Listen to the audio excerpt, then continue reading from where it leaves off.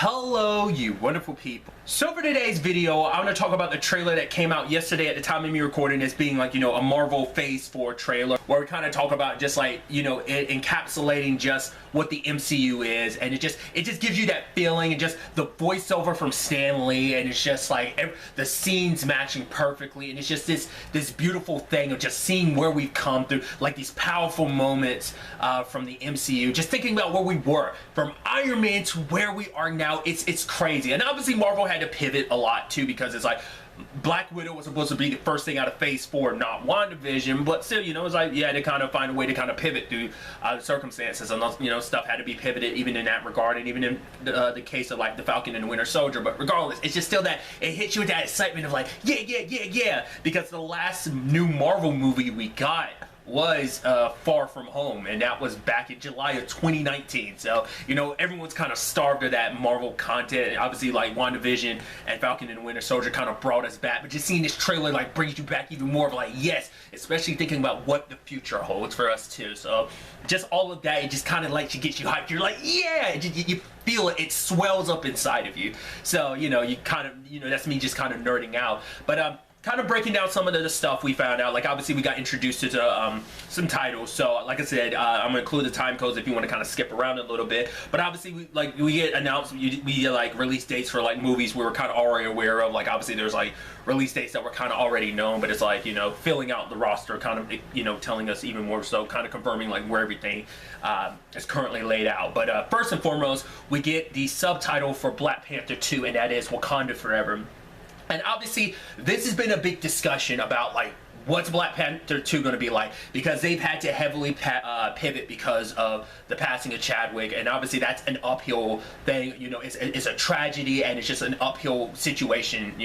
It's like we trust that they'll do right by it, but to me, the title Wakanda Forever, and I don't know, it doesn't seem like, I'm wondering, is that like a retitling? Because I'm wondering, did they actually have a different plan for like the title, or was Wakanda Forever always going to be the title? I feel like that was kind of a change afterwards, because I think this is going to be basically, because it also comes down to how they handle it. Are they going to kill T'Challa off in the universe? And obviously this is going to be Wakanda's like, we're without our king. What are we going to do? They kept like playing to the story of like there being like a civil war. I mean, there already kind of was last in Black Panther 1, but like without T'Challa, like things could run a little rampant. Maybe people from the outside try attacking. Like obviously like there's the whole Namor like thing that people kind of suggested maybe that'll get played into the story, but it's like that is probably going to start focusing more on like the nation of Wakanda itself, potentially mourning their king, like if that's where they decide to go, whether it is a thing of everyone thinks T'Challa's dead, or whether they actually did kill off T'Challa. That's also the thing, because they said they're not going to recast T'Challa, so they may kill him off, and eventually some other character, whether it is Shuri or whether it's a new character, somebody might come up and take the reins of being the new Black Panther, like, because Shuri would, I don't know, like, in Wakanda, whether or not she would be necessarily, like, we do know that in the comic books, just knowledge I've picked up, not that I'm well-versed in the comic books, but I do know there are points where Shuri has taken up the mantle of Black Panther, but I don't know if she would be next in line for the throne. Like, would that kind of be on her? Would she even want the throne, even if they gave it to her? It's like, that's a big, question. Something I heard I thought was interesting was kind of suggesting like basically like M'Baku and Shuri kind of sharing the power and mantle of Black Panther. I thought that was kind of an interesting suggestion. I don't remember where I heard that, but I thought it was so fascinating. But it's like, what do you do in that thing? Like it's a situation. So I feel like it is just going to be a focus on Wakanda, like them, I think, coming together after whatever ends up happening. And I think that's going to be like the focus of like, the heart of the nation coming together, mourning their leader, of like, yeah, when they could be so easily divided, they come together because of this and become stronger than ever. I think that could definitely be an element. So everyone's waiting to kind of find out like what they're planning on doing with Black Panther 2. So there's that. Obviously, we also got our first looks at the Eternals, which was exciting because I think this is the first anything Eternals related we've actually gotten to look at, so that's pretty dope. Obviously some story beat stuff had come out like prior to now about kind of what the story was going to be, and I kind of figured, I think it kind of been out there about like potentially what that could be, and it seems like the story is going to be like the Eternals, like 7,000 years of them being on the Earth, just like what that entails and stuff like that, because I've heard stuff here and there about like who they are, like potentially like they're the children of the Celestials, you know, and what that kind of necessarily entails, like probably seeing like their beginnings and how they ended up on Earth and what their event, because it seems like we're kind of seeing them in different like time eras, like what we see. But like I said, we just get little snippets, but it's still just the because this is, like I said, our first time really seeing anything Eternals related, so it's gonna be interesting.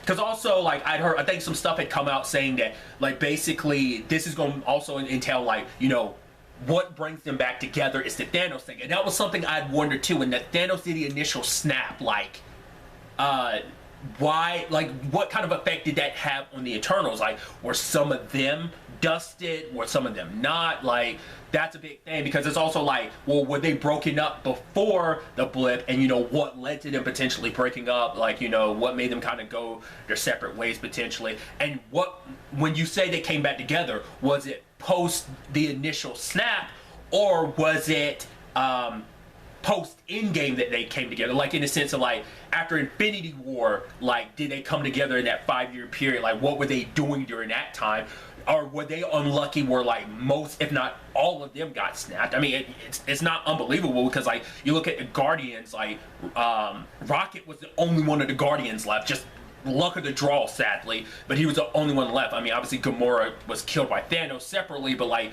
Rocket just ended up being the only one left, so you don't know how that could always work out, because it's a random 50% the universe got snapped. So it could have been all of them, it could have been most of them, it could have been some, hell, for all we know, it could have been none of them, because that also was my thing. Like, if they are children of Celestials, are they above so powerful that even the Infinity Stones couldn't affect them? I highly doubt that, but that was always been my question ever since the Eternals movie got announced. Like, okay, so like, what is their power range? Like, where are they on the power scaling, you know?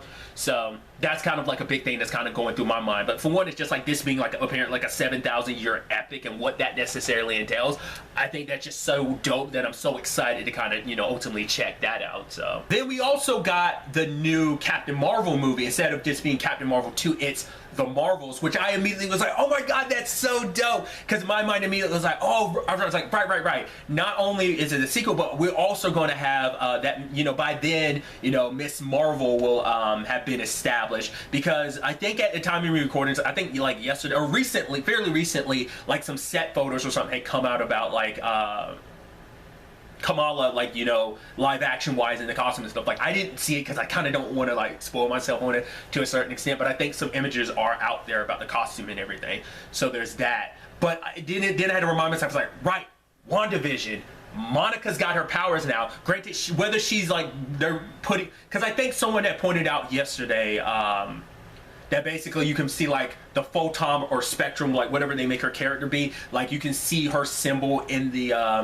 title of the Marvels, but you can also see like the S of Miss Marvel being stylized of the Marvels. So it's like, you know, little hints of like obviously all three of them coming together. And so I thought that was pretty dope, because like I said, I let that slip my mind. I was like, right, we've already established Monica having her powers. She might not be like, because she eventually takes up the mantle of Captain Marvel, but she's not Captain Marvel yet. But still, that's so dope. It's like, dude, but it also sets it up like this movie, we might get some jumping around, we might not, because that's kind of implying like the movie is going to be set like post Endgame, if like Kamala's involved, if Monica's involved. But that could be a thing of we might be bouncing around the time frame. We still like know next to nothing about like the necessary story of Captain Marvel. Like I said, maybe we get some filling in of the gaps of like where she's been between the events of, you know, the end of Captain Marvel to like the beginnings of Endgame. Because something else that, and it's something I've always talked about like ever since we saw it, and kind of spoilers for WandaVision, so you have been warned, but I'm assuming if you're watching this, you've caught up. But there's this look Monica gives when Jimmy, because they're talking about the whole like, oh yeah, Wanda almost took out, you know, Thanos by herself. It's like, yeah, but oh, what about Captain Marvel? It's like, yeah, oh, she kind of went toe to toe with him. And it's like, yeah, like, doesn't her power come from an Infinity Stone? Monica had this look the moment Captain Marvel was mentioned. It was kind of like, what? And to me, that was one of the things that at the end of WandaVision, I'm like, what was that about? I'm so excited to find out what that was. Like, some suggestions that people have thrown out there, like, maybe because of Monica's powers, her being around Maria gave her cancer potentially. My thought, and a thought I've seen other people kind of you know, say as well, is that potentially Carol was off out in the universe while Maria was sick, so Monica might resent her. It's like, you're Aunt Carol, you're my mom's best friend, you're like her sister, you weren't there for her in her trying times. Like, because Monica already has enough guilt of like not being there when her mom died. Her mom died 2 years after she got blipped. Well, her and half the population of the universe got blipped.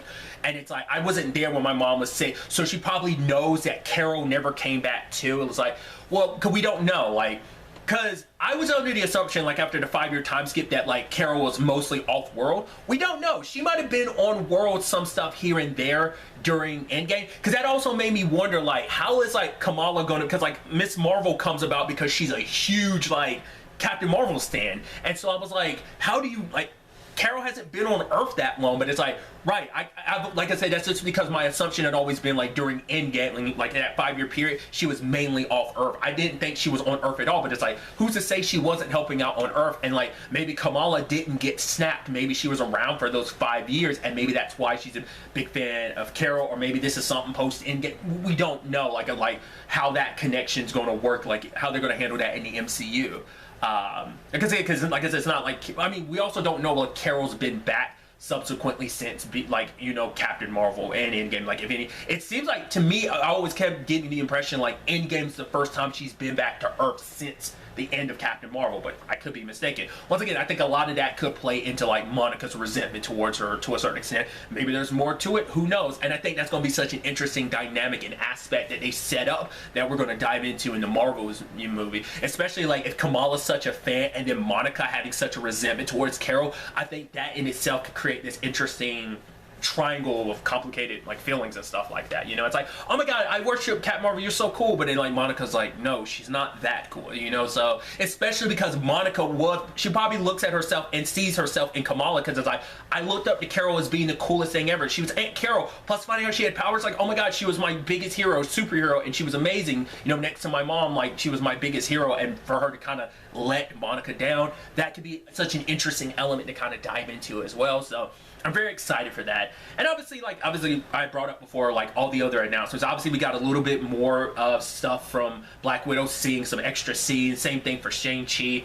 But obviously it's also the, you know, the thing of like where we're going in Phase 4, just like, you know, Doctor Strange, Multiverse of Madness, Spider-Man, No Way Home,